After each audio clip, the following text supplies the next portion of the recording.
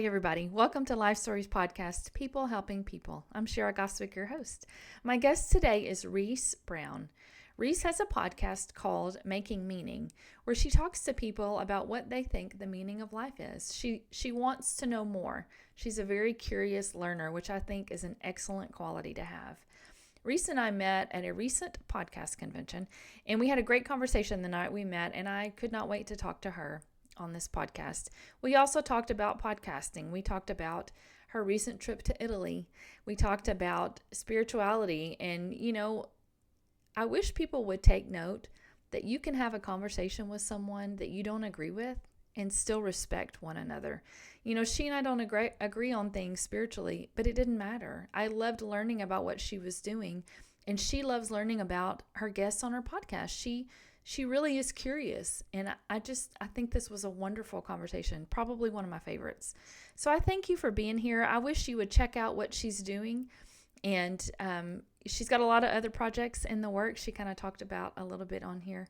So I'm just excited that I get to share this with you. Thanks for being Well, here. hello, Reese. I'm so happy to have you on the podcast today. Thank you for talking. Hello.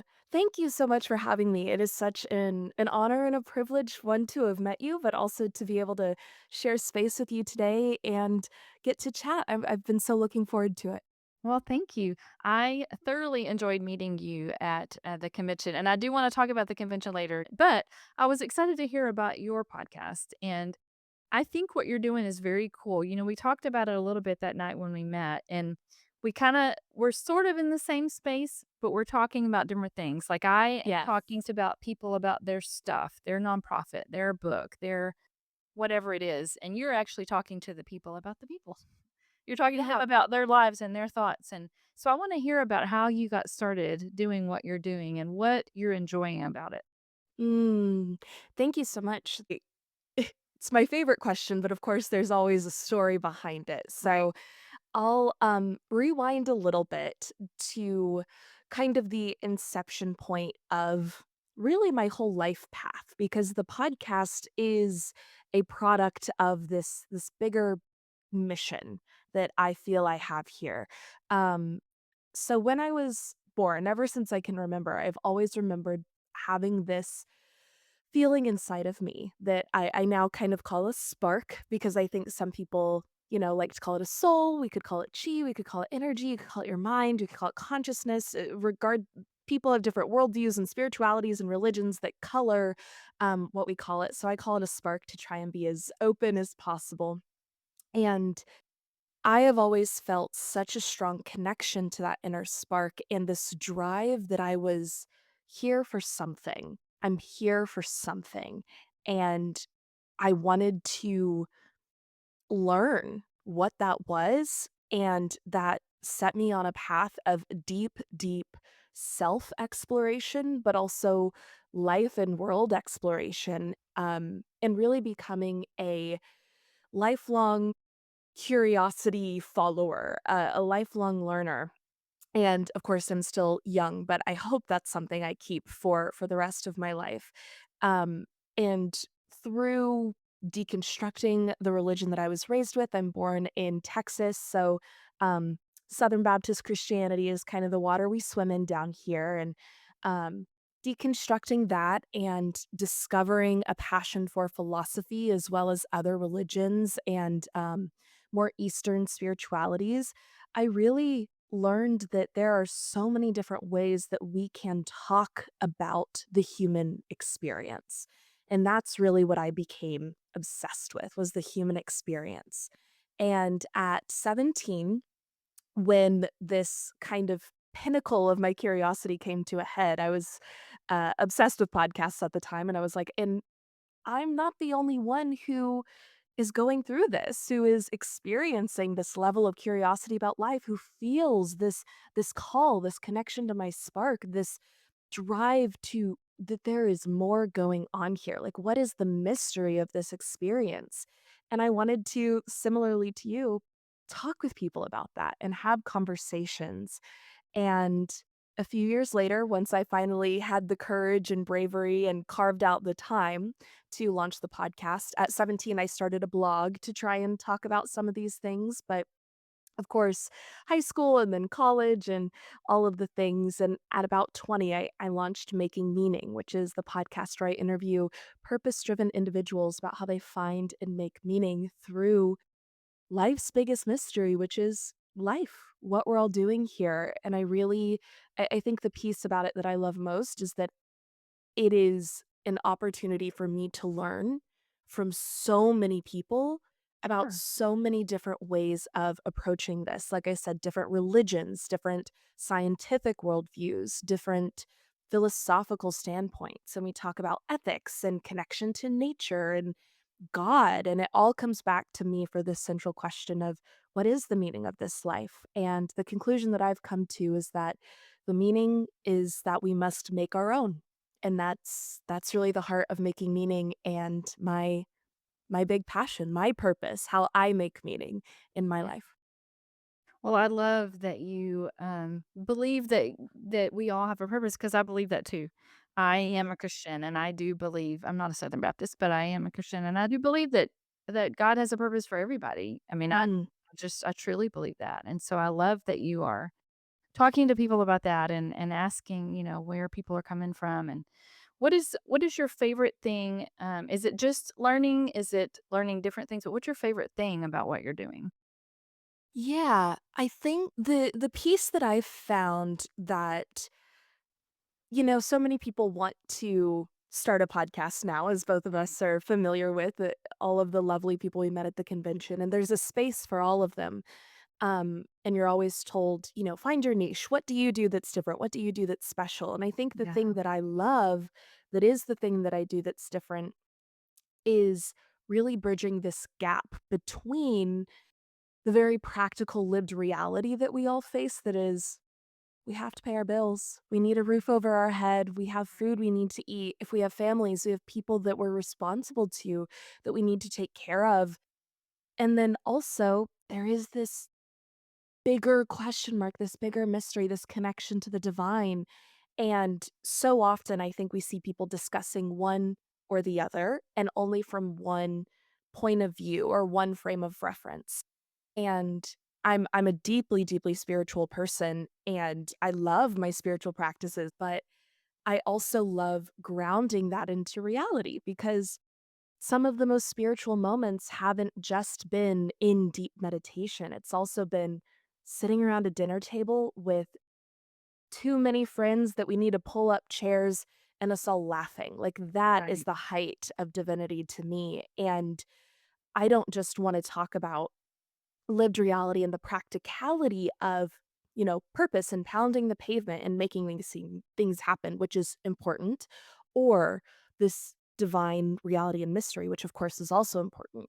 How do these two things communicate? And they communicate through the human being, through our experience. And so, really being a bridge between those two things is the thing that I really love, and I think hearing how other people do that and how they are able to connect it for themselves and, like you're saying, feeling your connection to Christianity and this spark of purpose and leading you to do great things like this podcast. It's like that, learning about how Mhm. people make that connection in their life is my favorite thing.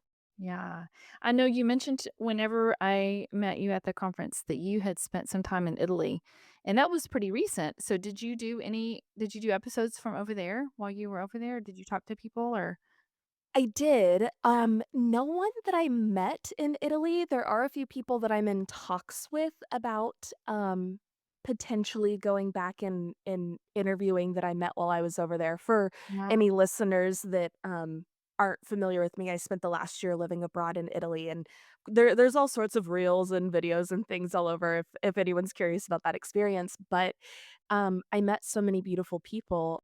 Of course, there is a little bit of a language barrier, and also internet culture and being online just isn't as prolific in Italy. It's not as normalized, and so I found it actually a little bit difficult when I would, pose the question to somebody Yeah. of, "Would you like to share your life story online?" Of I don't think so. And I, of course, never want anyone to feel pressured or put on the spot Right. with that. but I did record virtually using Riverside and in this mode of Yeah. connection with people, so it was really great. I mean, that is the beauty of the internet is that we can connect like this across an ocean. It So I is was fortunate amazing. enough to be able to continue that work while I was over there.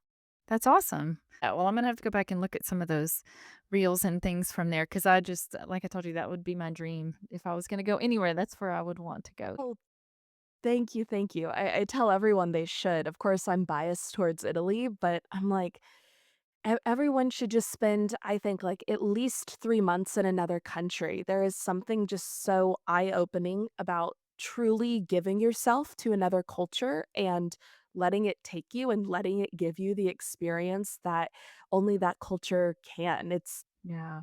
the hardest and best thing I've ever done. What have you learned about yourself and not even spiritually, just through this process of meeting people and interviewing people and hearing stories? What have you learned about you through all of this? What a great question. I have really learned how curious I am. I mentioned that at the top of our episode, but I'm now I consider myself a lifelong curiosity chaser, and I never really considered myself a quote unquote curious or inquisitive person or just a question asker. I realize that I do have this deep desire to understand. And when someone answers a question, I almost always just want to follow it up with why? And then why again? And tell me more. And I want to really peel back those layers and get to the root of that. And I think sometimes, I mean, we've all been in conversations where we're asking people questions that, we're asking the questions to be polite, or you're in conversations with someone where you know that they're just asking you the questions to be polite. And through the course of having conversations like this one, I'm constantly astounded by how captivated I really Right. am by people's truth and authenticity. Yeah, that's good. That's a and this is a great place for you and your podcast to have that. I love that too. I love Thank getting to meet you. new people and um I love hearing their stories, but I love hearing about what they're doing. And so this is just podcasts are so great for stuff like that. You know, it's Yeah. an easy, safe place to be able to share your heart and talk about what you're learning. So, do you have any new kind of plans? Anything new you're going to keep doing what you're doing? Do you have any ideas of something cool you want to do? Yeah, so of course my wheels are always turning. Yeah. Um I this last year actually opened up became a certified life coach and opened up services to be a life coach. So that's certainly a new sector of what I'm doing. And it has been a really beautiful continuation of this work, of this curiosity. And I find that just being curious about my clients and their stories is a really great way to start. And exactly like you were just saying, creating that safe space for Mhm. people.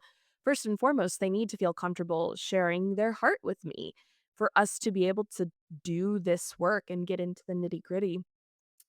In terms of future plans, I'm also a writer. It's always been kind of a hobby and not anything super, quote unquote professional. But I have this big kind of idea for an overarching book that I've been working on, and my time in Italy was certainly really wonderful to have dedicated time to, kind of be in my hermitage alone with my manuscript very at the top of my tower writing my book. But I'm really excited for where that might take me. I'm not exactly sure yet exactly what that's going to look like, but I've just loved working on it, and I've always written poetry as well, so poetry is certainly a part of this book. There's always something Right. that is sparking my interest that, I'm excited to explore. Well, I love that you're doing life coaching because when you were talking earlier, I was thinking she'd be a great counselor because you are curious Thank and you you. do really listen. You're not just asking questions, you're really listening to people. And so I thought she'd be a really good counselor. So Oh, that's that's awesome that you're cute. doing life coaching. I love that. I spent 6 months with a life coach, and it wasn't counseling, but it kinda was counseling. I mean, Right. it's not called counseling, but it kinda was counseling. So Yeah. I loved it. It changed my life. So, It very much yeah. walks that line, and that is Yeah. part of, life coach training. They very much tell you because it's not anyone can call themselves a life coach. You don't Right. have to go through certification or training, um, and so to have the accreditation, they're certainly very mindful about you can't diagnose anyone. You are not a medical doctor. You do not Right. have the amount of training that, licensed therapists or psychologists have. Sure. But it's funny you say that. My mom is actually a counselor, and Really? I've been in counseling almost my whole life now. Right. And so it certainly is a big part of my journey too, is Sure. that. And I mean, of course, my mom is one of my biggest heroes and role models. And so Yeah. having um, that energy, I think it's certainly something that I strive to emulate, so I Yeah. Well, that's appreciate nice. You that, thank do. you. You really do. And I think everybody should go to counseling at some point. I mean, I've been different times in my life for different things, and I think it's valuable for everybody. If you just want to do life coaching, you feel like that's safer, then do life coaching. But I think everybody should be in counseling at some point, No, I for agree. sure. So let's change gears here for just a minute, and I want to go back to Italy for just a second. Did you go by Yeah. yourself? I did, I You went by did myself. yourself? Oh my gosh, that's so brave. Thank you. It was I mean, I'll say what I said earlier, it's the best thing I've ever done, it is the hardest I thing I've bet. ever What did your done. parents think about you going to Italy by yourself? Because I think as a mom, I would be freaking out if my daughter said she wanted to go spend a year in Italy. Yeah, I think, I truly, truly am so lucky to have been born to the parents that I was, and I think regardless of religious worldview, I think we all feel a deep connection to our parents and that there's a reason why our families are the way that they are. I cannot imagine having moved to Italy or walking the path of making meaning or what I'm doing now without them and their support. Oftentimes you hear people talk about you have your friends that are like, "Go do it, go run, go chase your dreams," and the parents Yeah. that are like, "Now you need to be careful, and you need to think about this, and you need to think about this." Yes. And for me, it's very much my parents are the ones in the corner saying, Wow. "Go, run, chase your dreams, do the thing," and it I list it in my gratitude journal every single day because it's like, how can you not be grateful for parents that Yeah. not only believe in you, but believe in your dream, believe in your vision. Like it is my greatest, greatest blessing. And so when I let them know that I was really thinking about this, of course they were hesitant and had Right. questions and wanted safety was really the number one thing was like, Right. okay, we want to make sure that you're really prepared. But the overwhelming feeling was go. It's That's gonna be a great wonderful. experience. Yeah. And I'm Go. so glad that you did. And it's easy for me because you're not my daughter. Let's say, yes, that's Sure. amazing. Like, really, I'm so proud of you. That's great. Thank you. But I thought, man, if my daughter said, I'm going to go spend a year in Italy, I'd be like, what? Hang on a second. But Yeah. what an experience. I mean, not everybody gets to do that. So that's just incredible that you get to do that.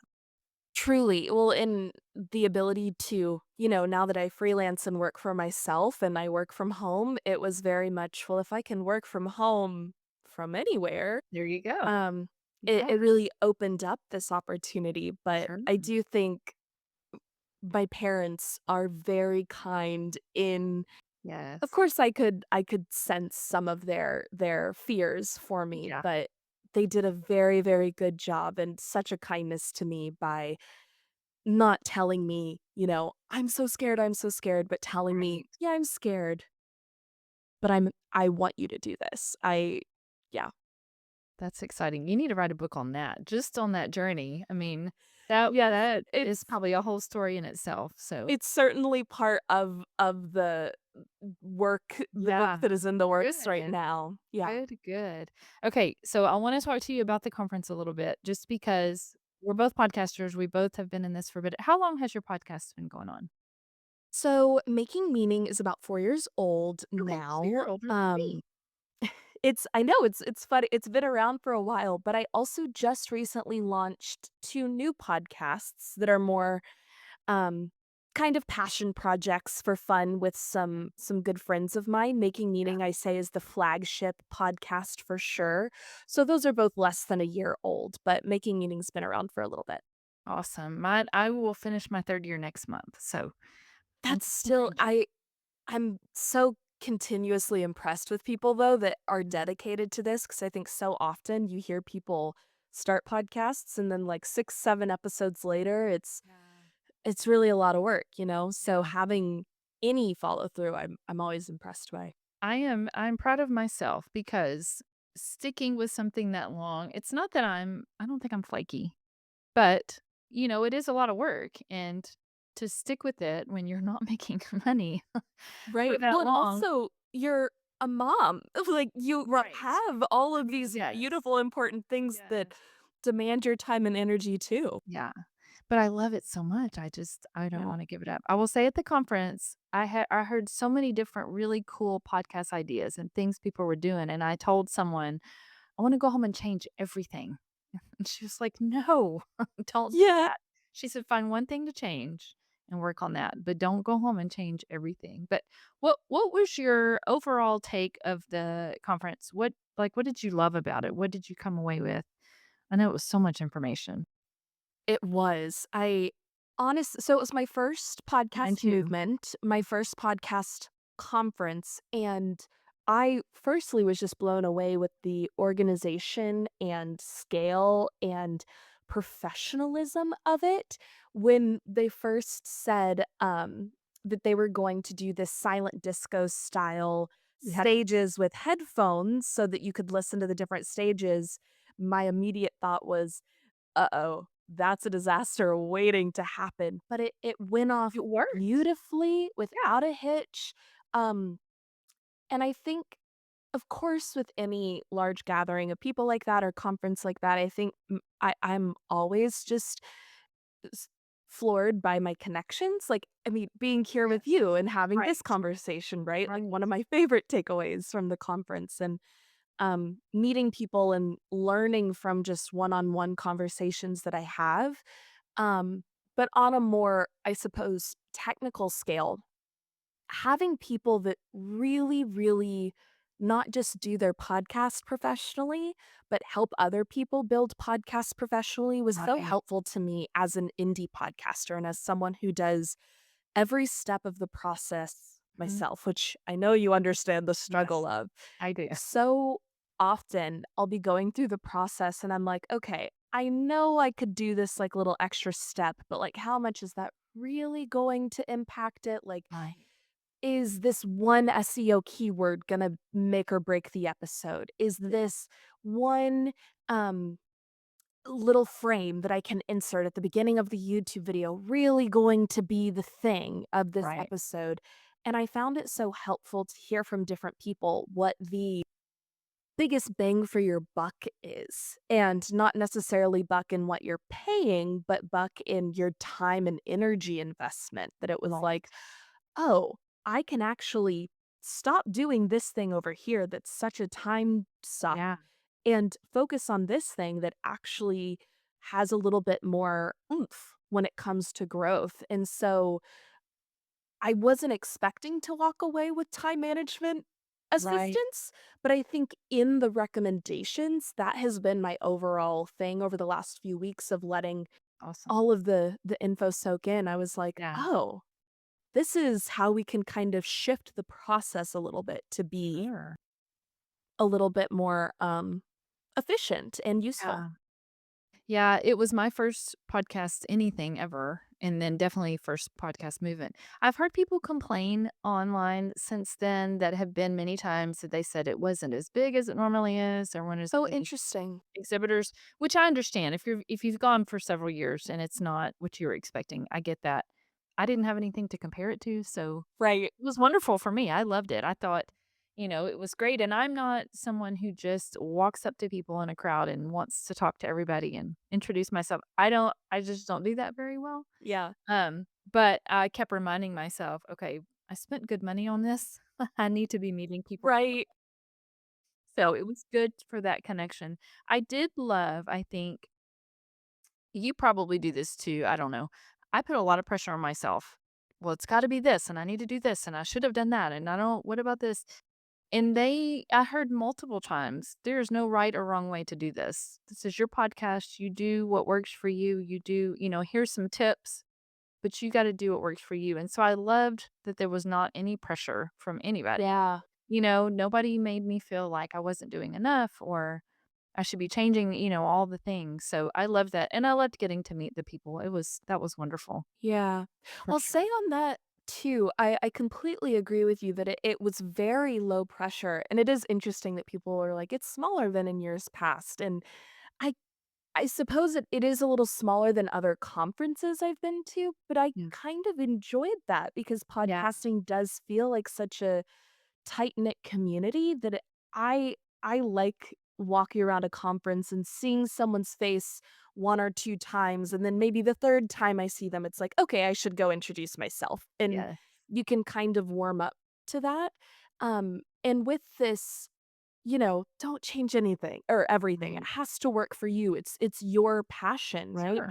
I'll also add, I never once felt, um less important or Right. as a podcaster or that my podcast was less important or less valuable than anyone else's who maybe was like their full-time gig Yeah. versus, me who's an indie smaller podcaster that still freelances and works other jobs in order to, you know, like we were talking about earlier, pay the bills Right. and keep a roof over my head and all Right. that good stuff. Right.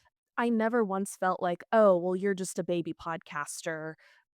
Right. Like, move aside for these folks." No. Like, that was never once a feeling I got, and that was something I was worried about going into it Yeah. because sometimes that can happen, and especially in the day and age of social media where that number next to your name can Yeah. sometimes mean more than a face-to-face interaction, so that was another thing that I was really, um I felt very good about leaving and Yeah. feeling like I'm important here, and Sure. people are willing and ready to listen and hear me out Yeah. and support me too. I loved that too. And, there were a lot of people that hadn't even started podcasts yet. I met Yeah. several people that were even just thinking about it. And so I loved that too. Well, is there anything that I have not asked you about? I know we've covered several topics today, but I love what you're doing. I think it's great that you're curious. I Thank think it's you. great that you're really, like I said, listening to people. We all want to be seen and heard. And so I know people feel that with you. Like I said, you could be a counselor. You just, you truly listen. So I That's love so kind. Thank you I so love much. what you're doing. But is there anything I have not asked you about that you want to touch on or tell me about? Ooh, I suppose I would just say to listeners, you know, we all do want to be seen and heard. And the very first step to making that happen is to be the first person to witness, see, and hear yourself. And that we all deserve that time and space, but you don't have to wait for someone else to give it to you. Your spark, however you define that inner drive, that purpose, that mission is worthy. It is absolutely worthy right now, just the way it is.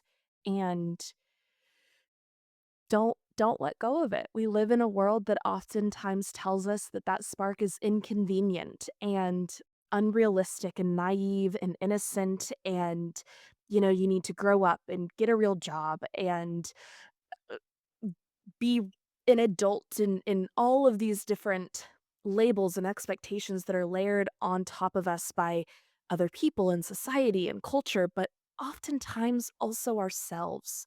And so choose to be your own number one supporter, your own number one fan. And even if you're not ready to share your spark with everyone yet through a podcast yet, Right. share it with yourself. That's how it starts. And that also makes you more able to be there for someone else when they want to share their spark with you. Yep, there you go. Well, Reese, this has been so fun. I'm so glad I got to talk to you today. Thank you so much for having me. It's been Absolutely. such a pleasure to connect with you again, but Yeah, also I always love sharing and chatting about these things. So thank you sure. for this opportunity. Absolutely. Well, you have a wonderful rest of your day. I'll talk to you soon. Okay. Bye bye. Bye.